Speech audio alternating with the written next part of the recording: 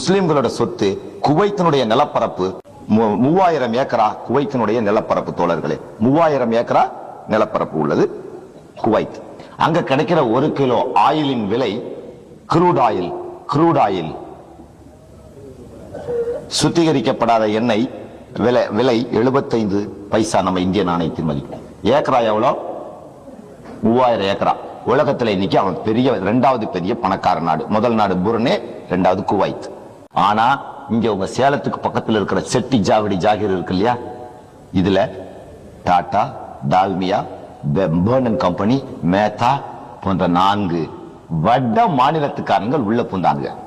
1 kilo dirt pant magnesite 150 ரூபாய். உலகத்திலேயே geological survey படி, உலக புவியியல் ஆராய்ச்சியினரின் படி best magnesite is Salem magnesite. இது இல்லாமல் ஜப்பான்காரன் இரும்பு செய்ய முடியாது. இங்குதான் பாக்சைட் கிடைக்கிறது, இங்குதான் பெஸ்ட் மைக்கா கிடைக்கிறது. ஆனால் அது யார் கையில் இருக்கிறது? 4 பேர் வடநாட்டுக்காரன் கையில் இருக்கு. இதை நான் கண்டுபிடிச்சு தொப்பி பயலுக்கு சொன்னேன். அவன் பாபா இதெல்லாம் கண்டுபிடிங்க. நான் போய் ரெக்கார்டெல்லாம் கண்டுபிடிச்சா 1767 1767 சையத் சர்மஸ்துங்கிற ஒருத்தருக்கு திப்பு சுல்தான் கொடுத்த மானியங்கள். இத இனாம் commissioner GN Taylor title D number 668 எழுதி லண்டன் நேஷனல் ஆர்கைவ்ஸ்ல தேசிய ஆவண காப்பகத்தில் இருப்பதாக தகவல் வந்தது. அதை போய் கண்டுபிடிச்சேன்.